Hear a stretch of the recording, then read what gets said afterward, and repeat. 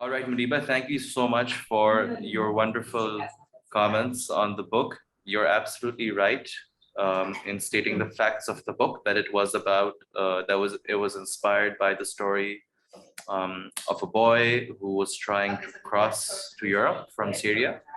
And that's what Khalid Hosseini has in mind when he writes this letter to a fictionized, between a fictionized father and son, right? This dialogue before they both are about to set on their journeys.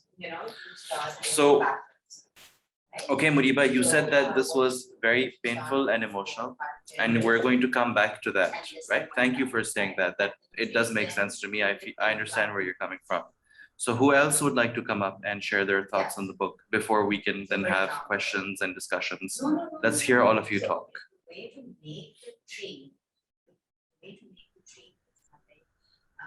कोई और बात करना पसंद करेगा?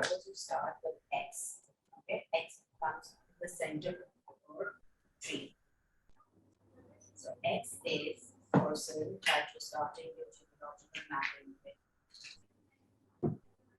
Okay, and then you make a strong line from there and you expand it.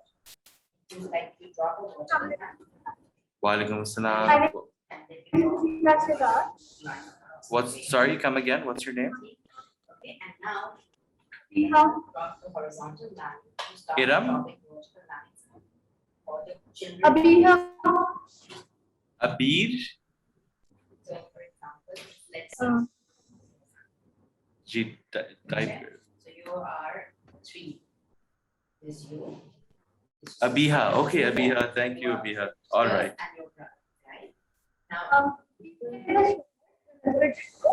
written in the form of the letter, in which it is found that a 3-year-old boy, and boy named Alan Kuchi, drowned in the Mediterranean Sea. His dead bodies that is on the text of the Turkish word, and in the story they talked about the relationship of a father and a son, and it was quite painful and emotional as well, and I liked it. Okay.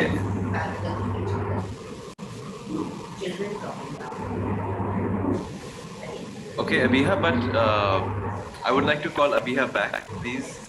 Abiha, वापस आइए.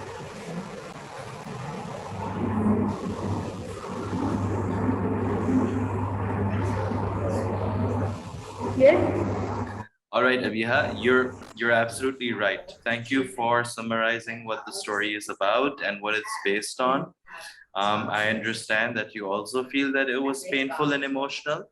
And Muniba also agrees with you because she said the same thing. But why don't you tell me how you felt? What did you think? What's one thing that it made you really think about when you read this book, so that we can talk about it later? आप हमें बताएं कोई ऐसी चीज. Which I find very problematic, but it is the way it is. Like that, like it's a very young boy who don't, and it comes to, I just think that if I were there, so I would also feel bad. So that's why I feel that painful and emotional. You're saying that you felt bad because the story was about a very young boy. So see, you can't just jump like if you want. Is that what you said? Did I hear you correctly? Let's say you want to know where honey comes from. What is her genealogical map? Told that I is that there was a young boy who was born in the sea. And I just keep myself in his place, and that's why. Okay, I understand. You put yourself in his shoes, in his place, and then you imagine the story. So that's very nice. Thank you for sharing that, Abiha. Thank you. Okay, who's next? Who would like to talk about the book?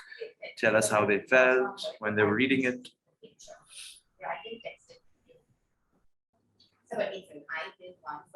Hello, my name is Joyce. Good morning.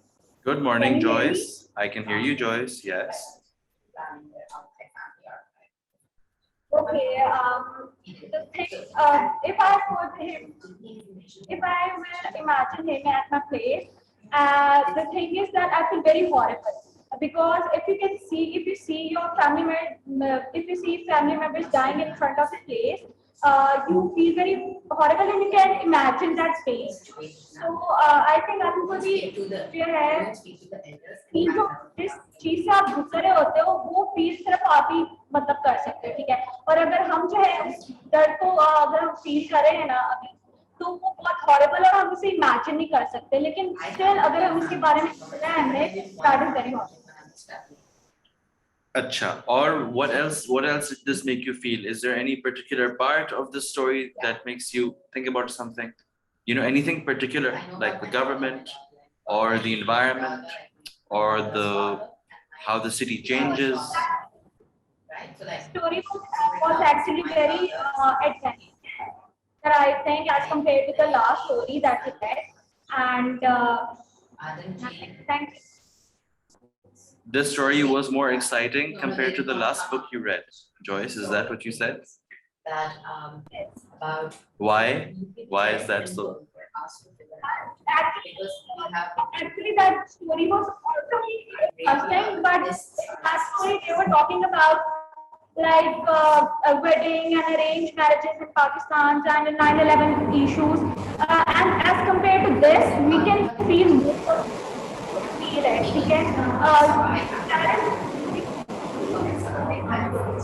can feel it that it's really horrible.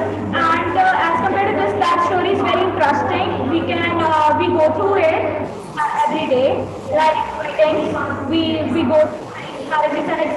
But this is very horrible and painful. Like we cannot explain it in words that how horrible it was. Like as we cannot imagine.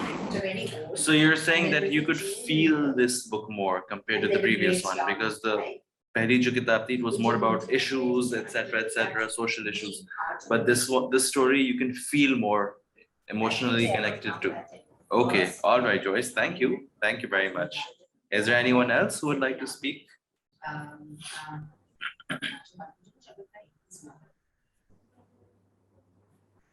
Yes. So she was. Now, in Asikela, I have not witnessed any rapes. So that was Hello. the first step that What's your I name? remember as a young child.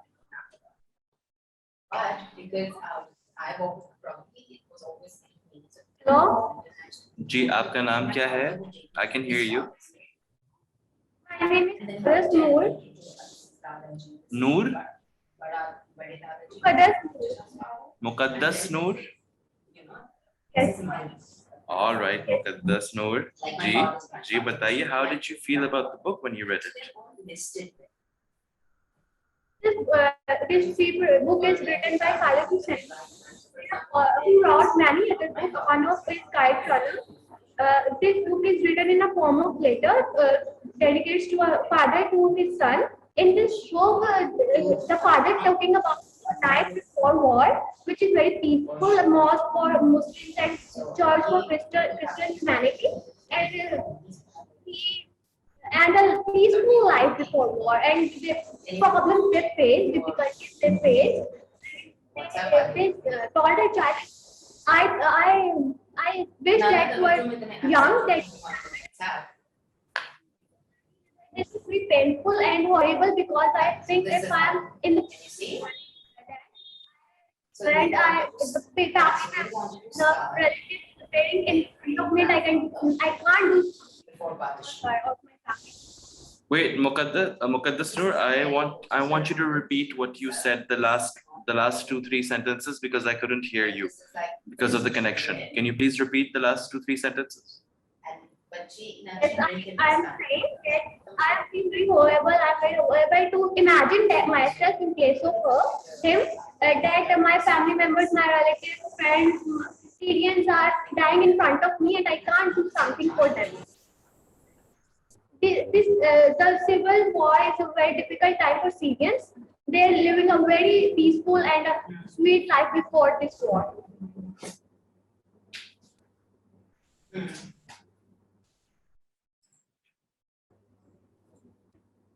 So, Thank you very much. Thank you. That makes, I understand what you're saying. Okay, is there anyone left? 1, 2, 4 of you have spoken. I can see 5 people. Wait, I'll tell you. It's,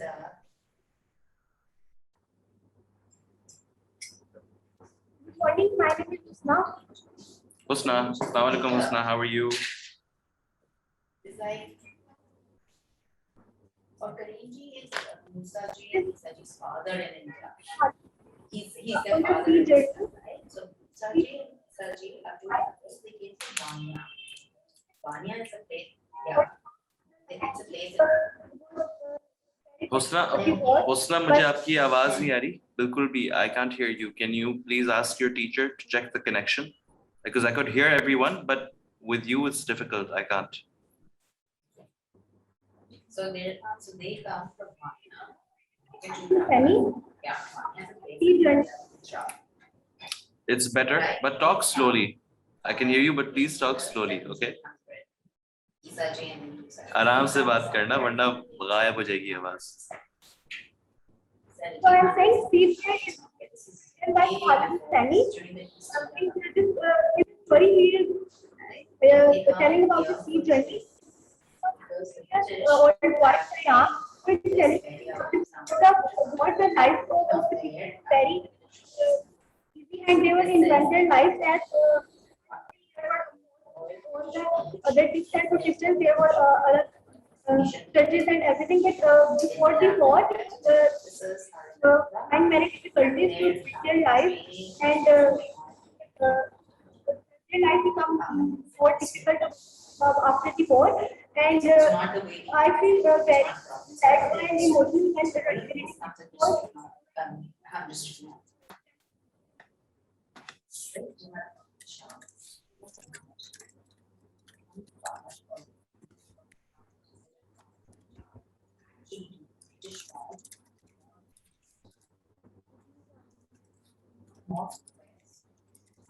Northwest of the book starts with they taking Delhi at the center.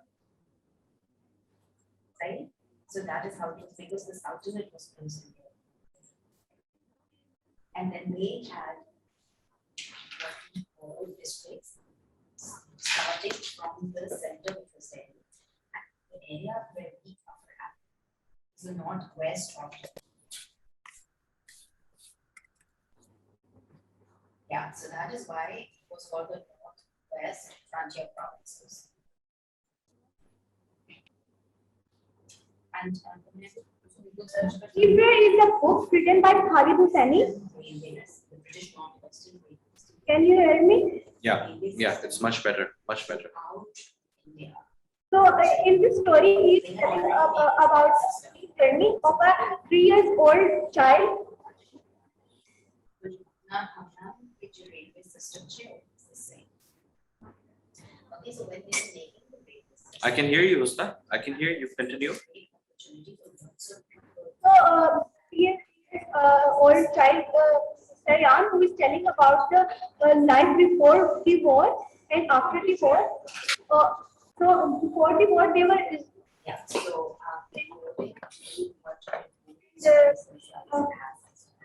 they find many difficulties to spend their life.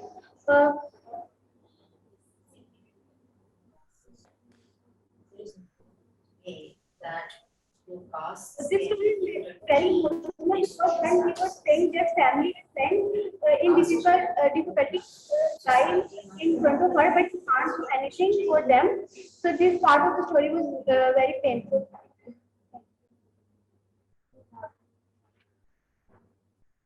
When he was saying what to the family, what was painful? What did he say? When he was saying his family in difficulties and dying in front of her. When he saw them in difficulties and pain. Okay. You know, the untouchable. Patients are most proud. There is no doubt. They definitely are training us of the.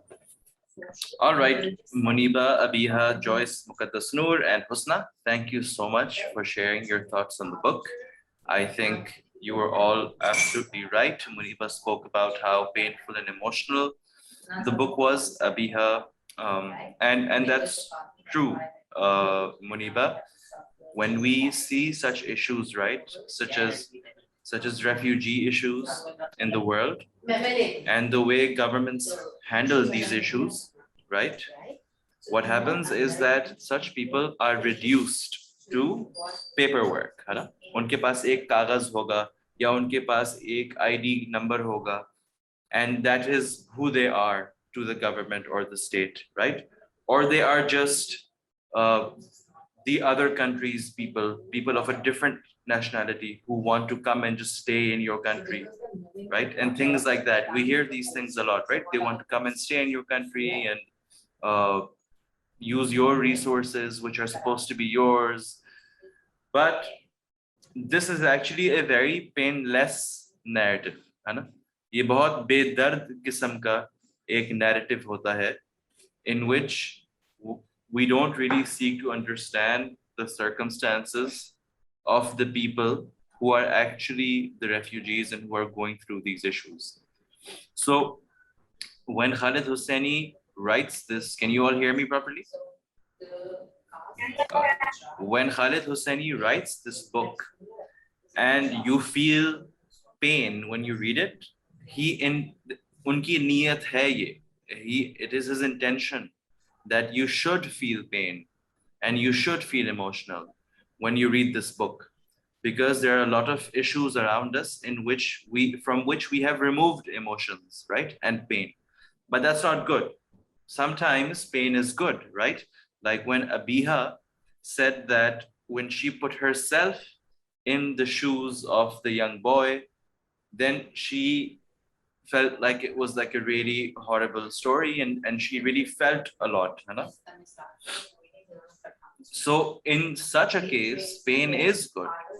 You should be able to feel other people's pain, right? And Joyce spoke about how it was horrible, unimaginable, and how she also felt a lot when reading this book. Joyce, you're the one who compared it to the previous book, right? You said this book, you could feel this book more than the previous book.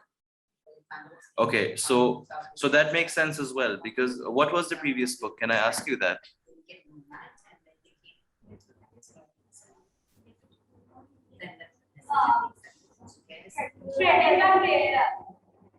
What?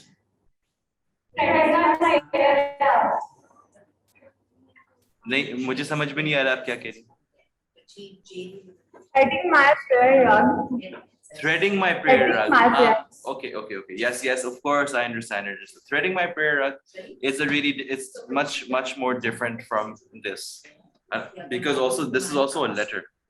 So it would be easier for you to understand compared to threading my prayer rug, which talks in very heavy ways about social issues and being American and being Pakistani and all of that, identity issues. So yeah, उससे एक रिश्ता बनाना उस किताब के साथ ज़्यादा मुश्किल है compared to Sea Prayer. You can easily build a relationship with this book because of the characters in it, है ना? The characters of Threading My Prayer Rug aren't like these characters, right? They're older, they're not young.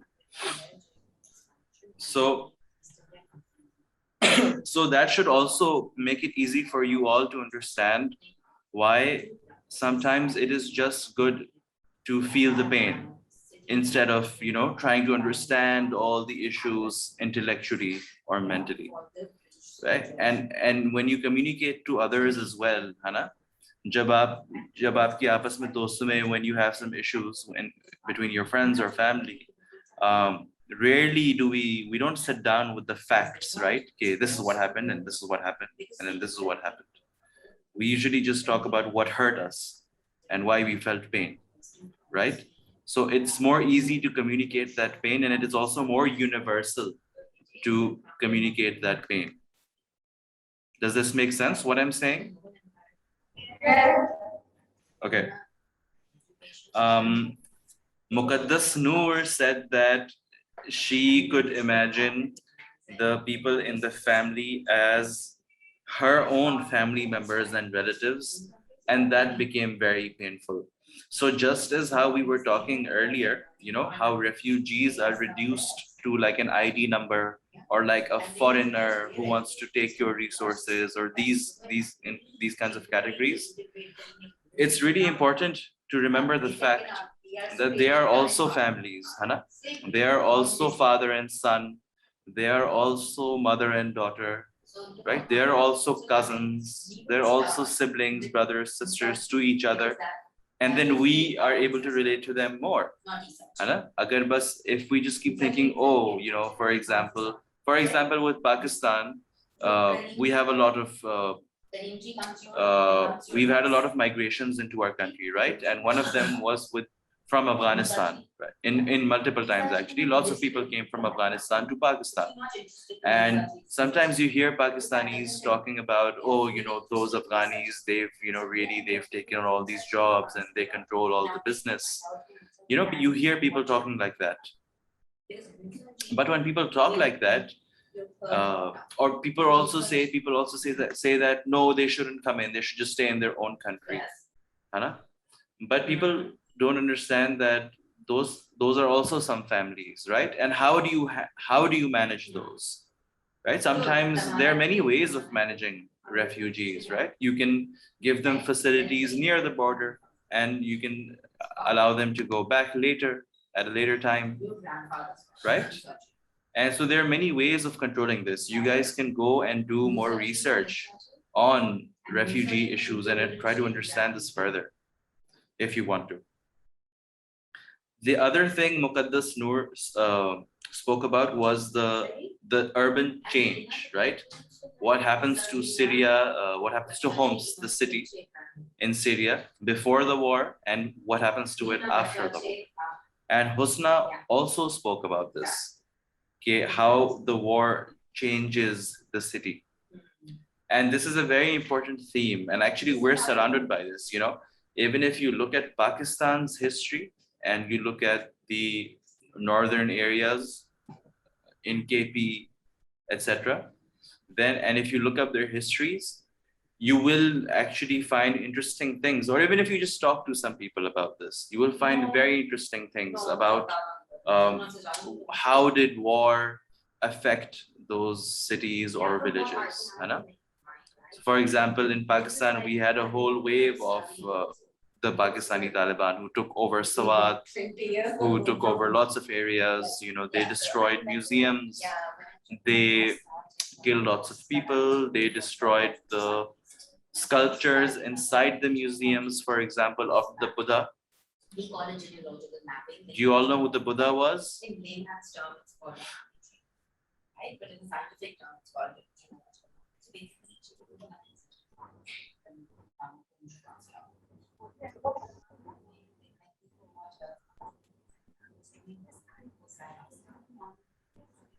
Buddha is a god of Hindus, a very special statue for them.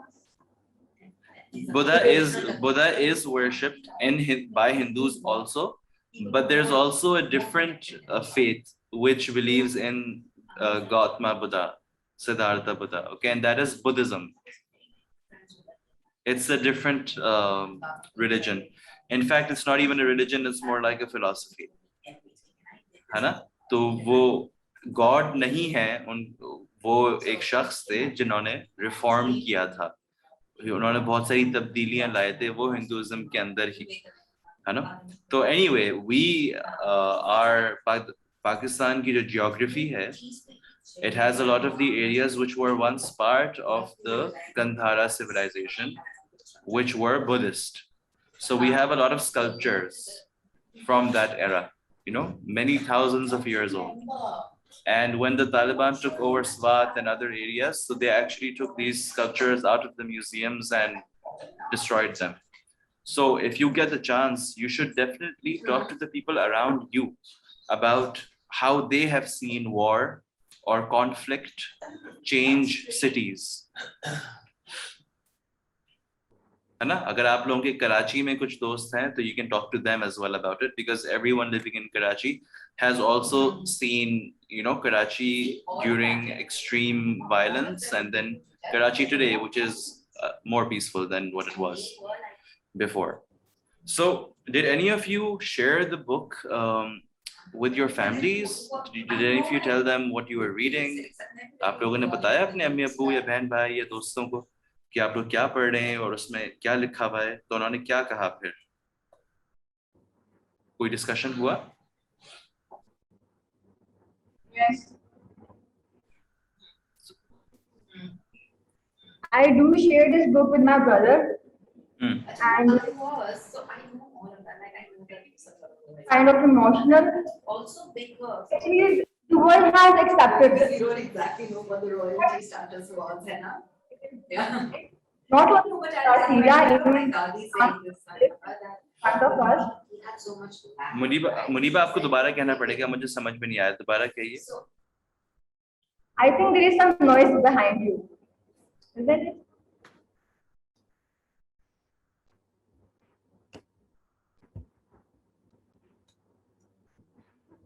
और क्या बहुत आवाज आ रही है? ठीक है, आप बोलिए, मैं अपने आप को म्यूट कर रहा हूँ, आप बोलिए. I shared this book with my brother, my elder brother, and he thinks that it's the world has accepted this, how it is going. Not only in Syria, even in the example of Palestine is in front of me. I see that like million of people dying for no reason. They were killing them like animals. Sometimes I ask myself a question that do we deserve to be called humans? Are we superior to all the organisms? Because there is no difference between us humans and animals. Animals kill other animals, they tear them into pieces, they murder them, and they are just animals, we can say. But as we are humans, we should act differently, right? But we are not. We are doing the same. We are killing, we are murdering, we are tearing other animals like they are not humans. So this is not fair because nobody has the courage to speak up. There are trillions or billions of people living around and nobody just talk about it. This is really painful and at the same time very emotional. Okay, so Muniba, you know, this is actually a very, very important, very old debate in philosophy and literature in general, and even in like, you know, Islamic philosophy or any philosophy that you will ever study in your life. Generally भी अगर आप दर्स attend करेंगी कोई या इस्लाम के बारे में तालीम हासिल करेंगी, so they will always have this debate about what's the difference between animals and humans. Right, this is a debate and it's thousands of years old. So I think you've raised a very important argument. You're saying that animals kill each other and we're humans and we kill each other and so there's no difference, but you're also saying that there should be a difference between humans and animals. Yeah. Okay, and Yeah. so but then I would like to ask the entire class, all five of you, okay, what's the difference between humans and animals? What do you think is the difference?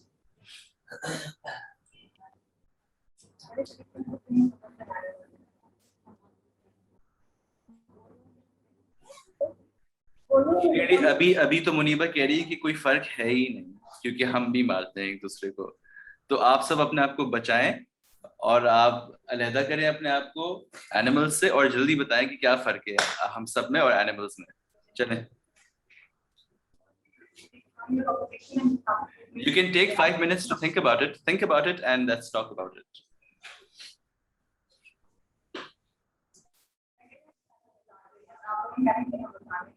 Right, in Islam it's said that, you know, animals also pray to Allah and humans also pray to Allah, so that can't be the difference, right? So what's the difference? It's okay, don't be afraid to be, you know, there's no wrong answer. There's no wrong answer to this. Please come ahead and express your thoughts.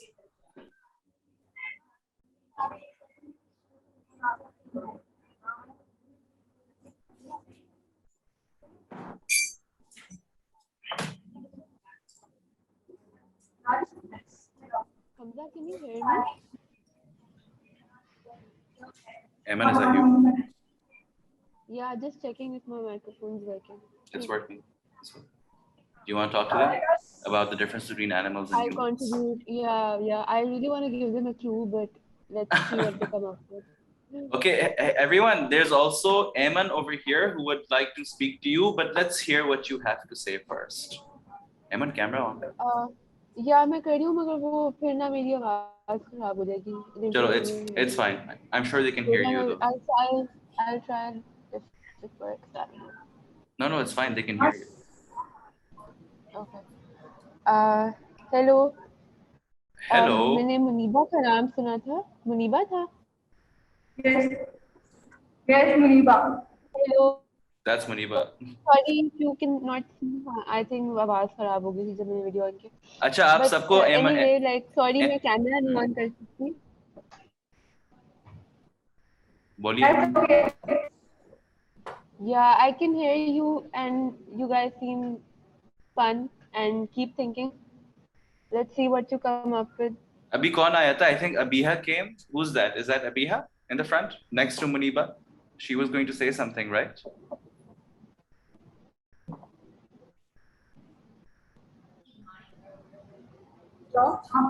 I'm saying that they are not all humans are same. There is little bit humanity in some humans. Okay, yeah, you're absolutely right. And then there's some humanity in animals as well, because have you ever seen different species taking care of different species, right? So it's still not a difference. Come on, I want to hear a difference. But thank you for that. Okay, let's give them a small clue, huh? Okay, all right. Eman has a clue for you all, so you can listen to what Eman has to say. So it has something to do with thoughts, perhaps. Is that like enough, or does it give it away? Eman कह रही है that you don't have the right answer. Hamza. There is no right answer. Yeah.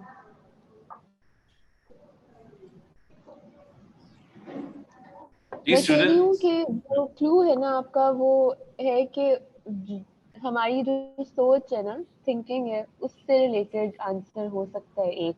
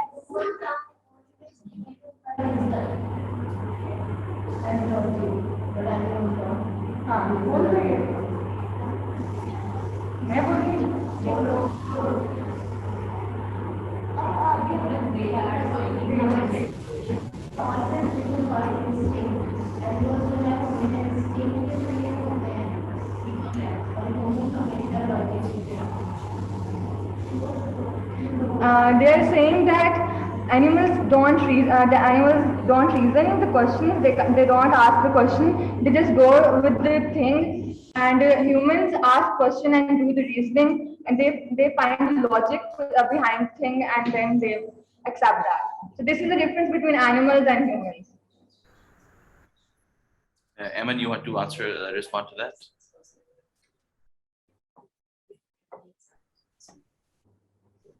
Eman, can you hear us? अच्छा, I think Eman खो गई हैं, तो हम बात कर लेते हैं फिर. ठीक है. So आप लोगों का जवाब बहुत मजेदार है, बहुत अच्छा है. बिल्कुल ऐसा ही है. So there are lots of processes that we do in our minds, right? Intellectual processes, mental processes. There are many which animals can also do, okay? But then there are some which animals can't do, right? Which we can do. Okay, Eman is listening to all of us, but her internet is not good to allow her to speak, so she's here. So animals, for example, can recognize patterns, है ना? Patterns वाले game अगर आपने कभी देखा हो videos so monkeys can play that game and they can solve it faster than humans, right? उनको pattern याद रहता है कि कौन सा आया था, तो वो solve कर लेते हैं बहुत जल्दी, इंसानों से भी जल्दी कर लेते हैं, है ना? But let's think about it this way. आप लोगों ने कभी ये सोचा होगा अपनी जिंदगी में ना कि जिंदगी का क्या मतलब है, जिंदगी का क्या मकसद है? You have actively thought about this question, right? What is the meaning of life? मेरा जो वजूद है, मेरी जो existence है, इसका क्या मतलब है?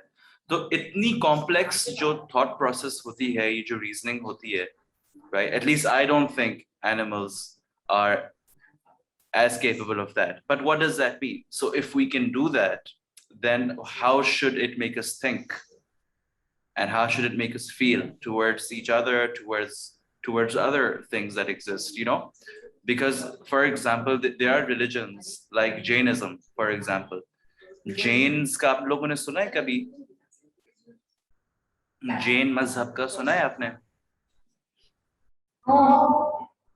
Okay, so in Jainism, they're so careful about what they eat, Hana, that they really try not to harm any living thing. So, chalo, that makes sense to us. We wouldn't eat animals, right? Because we don't want to take the life of anything. We wouldn't eat animals.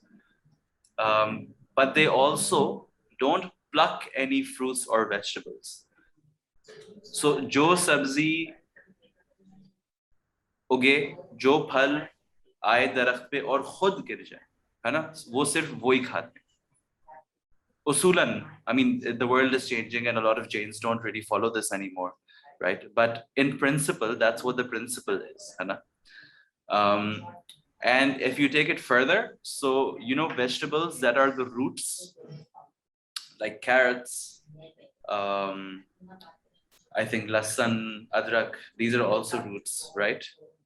है ना, ये roots ही होते हैं मुख्तलिफ plants के, तो वो भी नहीं खाते, है ना?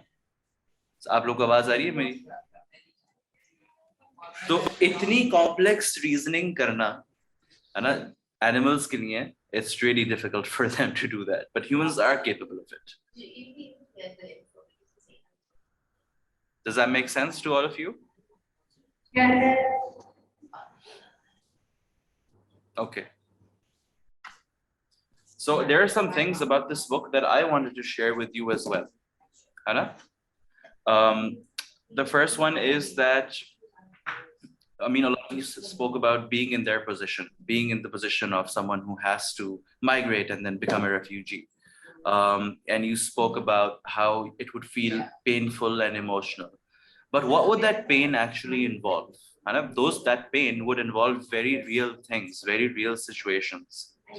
One of the first situation which is faced by the characters in the book would be the choice, right? Would be to make that decision. Okay, should we stay here while this happens to this place, or should we leave? And if we leave, how do we leave? What do we take? Who do we go with? All of these issues they would have to think about and make very difficult choices.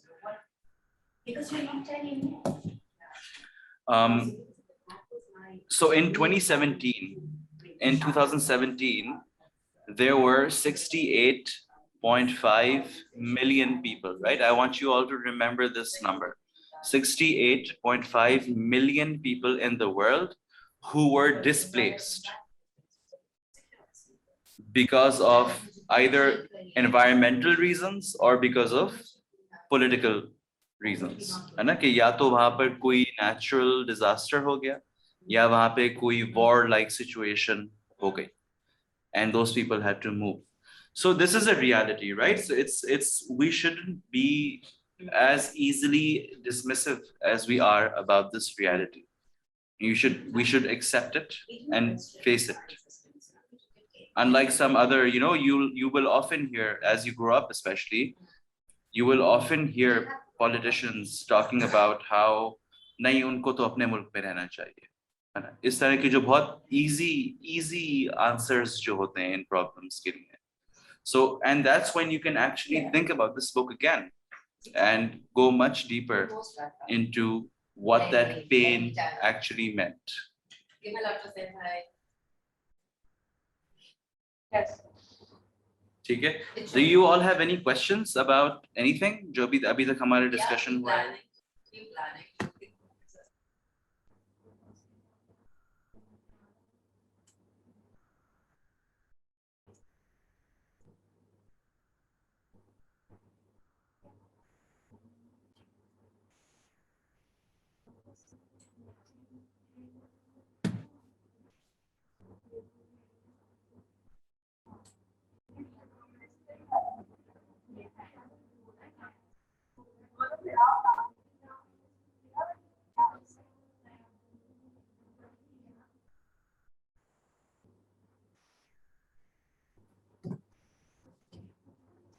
Nobody? No questions? All right then.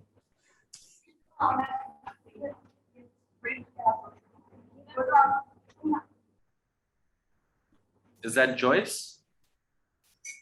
Yes. Okay, Joyce. Actually, I want to ask you about what is the significance of the sea in the book.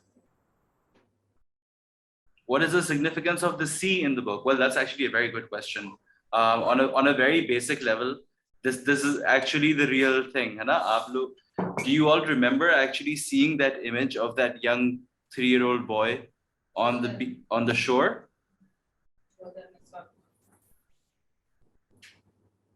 Do you remember seeing that image in the news or on Facebook or anywhere? I don't know if you guys have Facebook, but I can show you that image. I can show you that image. It's got the Syrian background.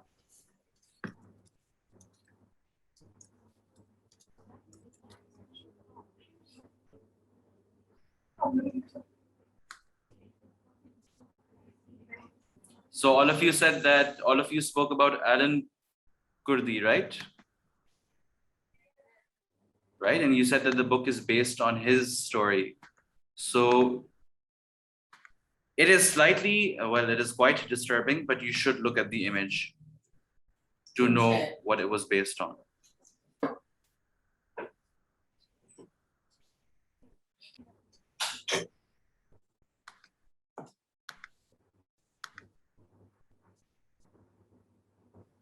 Can you all see this? Yes. Yes. So this was actually a photograph which became quite popular on the internet, and everyone found out about it through this image. So this image is what made the issue very, very real for a lot of people. And this is the boy who probably with his family was trying to go from Syria to Europe by a boat, right? Through the water. And somehow there was some kind of an issue, and this is what happened. I'm going to stop sharing now. And on the basic level, that's the significance of the sea. Actually, reality may be sea he involved this issue mein. And it wasn't just this boy. After this happened, and when research was carried out, they found out that over 4,000 people, more than 4,000 people died this way by drowning in the sea while trying to escape Syria through a ship. Does that make sense? Do you all hear me?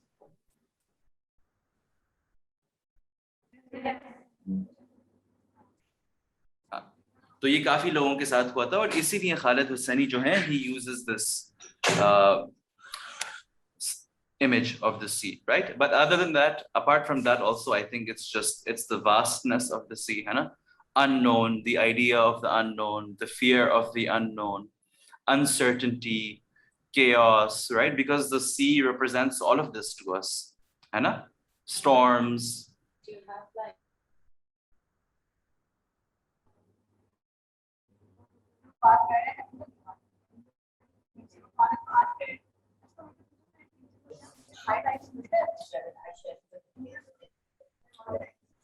very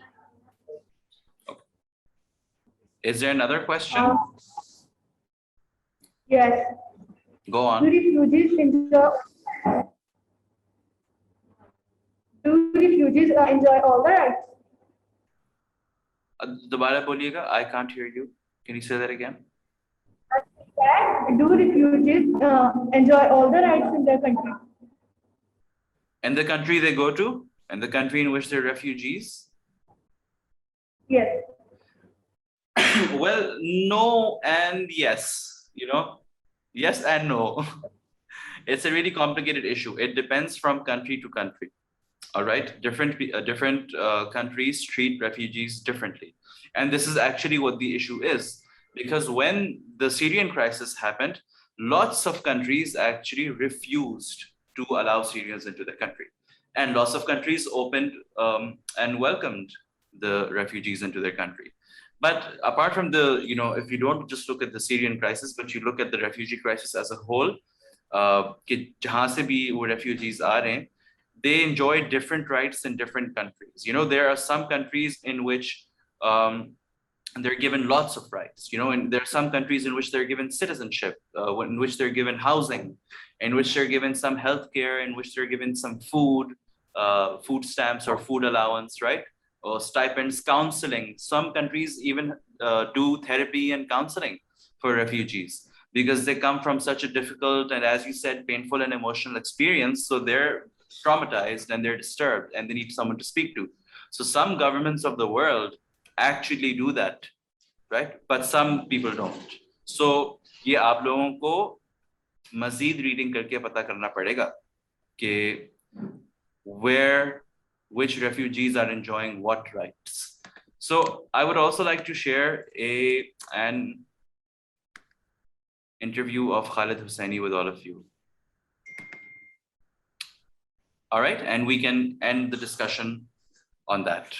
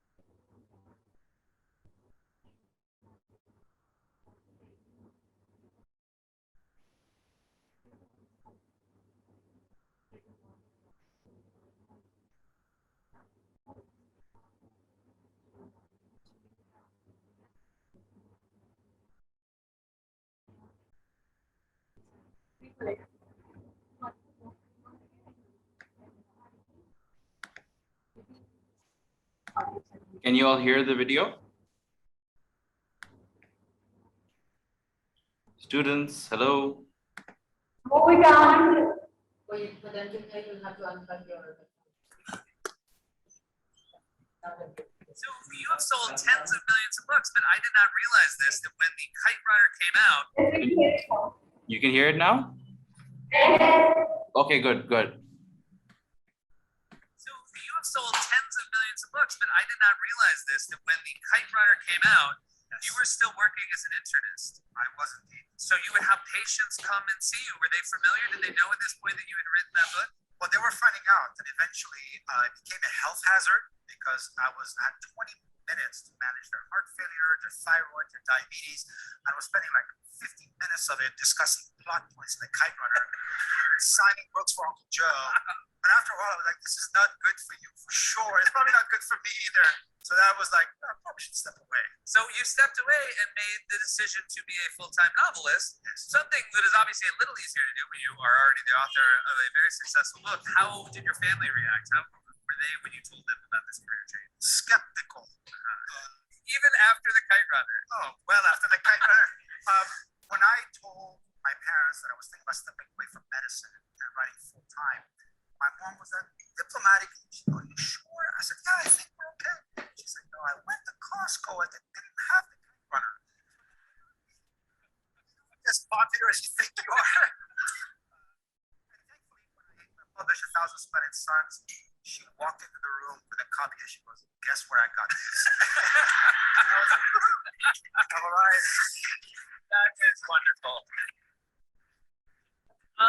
So this is obviously, this book covers a very sad, a very serious topic.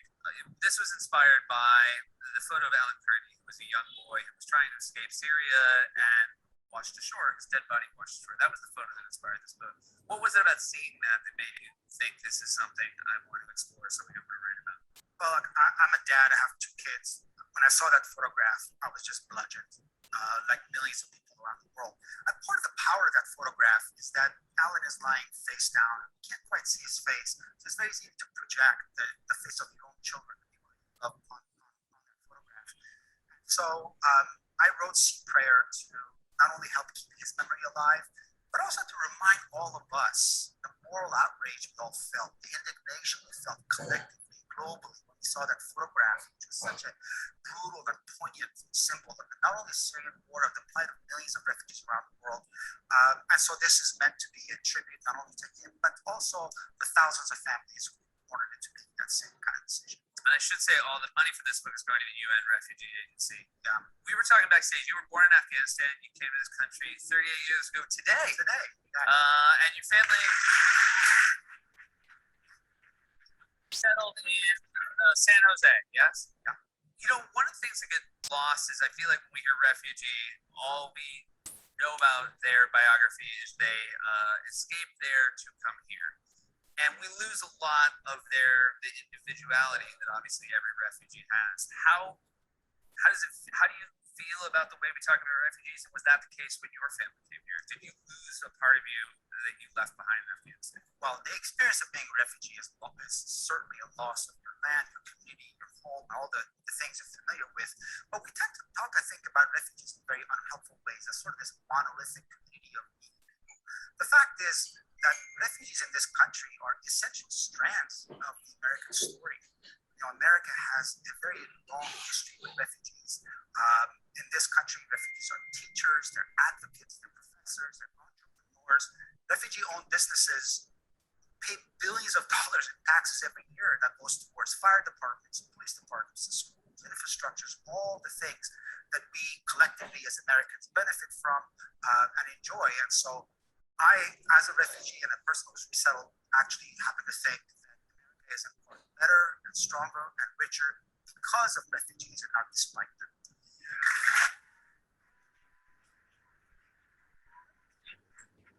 Like we always focus on, you know, what can we do for refugees? We focus a lot on a number. We should allow in this many refugees a year versus this many refugees a year. For those who actually get here and from your experience, what is something that you could do if there are refugees in your community? What is a helpful thing that refugees can use? So much you can do, even a small thing. You know, being a refugee in a new country is disorienting. It's terribly confusing. And I say that from personal experience. And so if there are refugees in your community, reach out to them. Maybe they need help with their English. Maybe they need help with applying for a job or making a doctor's appointment or applying for a driver's license. Go show them how to use the public transportation system. You know, if there are refugee kids in your school, talk to your kids and say, you know, go up and make friends with them, ask questions, learn about their culture, you know, help them with homework. If they're being bullied, stand up for them. But every little thing that you do counts, and every small acts of friendship and solidarity is appreciated and remembered. Well, thank you so much for sharing that on your anniversary of coming here. We're certainly lucky that you came, and thank you so much for writing this book and all the work you do.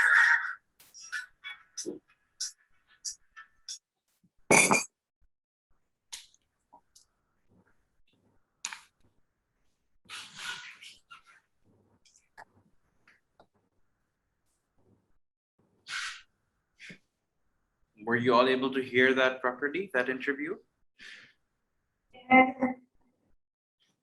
Okay, so what Khalid Hosseini was talking about was exactly what we were talking about, that we shouldn't be dismissive of refugees. So to quote him, He said that the ways we talk about refugees are very unhelpful. And then he told us all about how refugee-owned businesses, for example, pay billions of dollars in taxes in America. So, and through the tax that is collected, everything else is funded, right? Schools, hospitals, infrastructure, street lights, all of these things come from taxes. So we actually then can't say that refugees are unhelpful to a certain society, because once they come in, they also contribute in great ways. And that's what you have to keep your eyes open for the next time you have such a discussion with your friends or family or at school. All right, I would like to thank everyone for joining us. It was so much fun talking to all of you. I really enjoyed it, and I hope that we can meet again and talk again. Okay? And take care of yourselves. Khuda Hafiz, take care.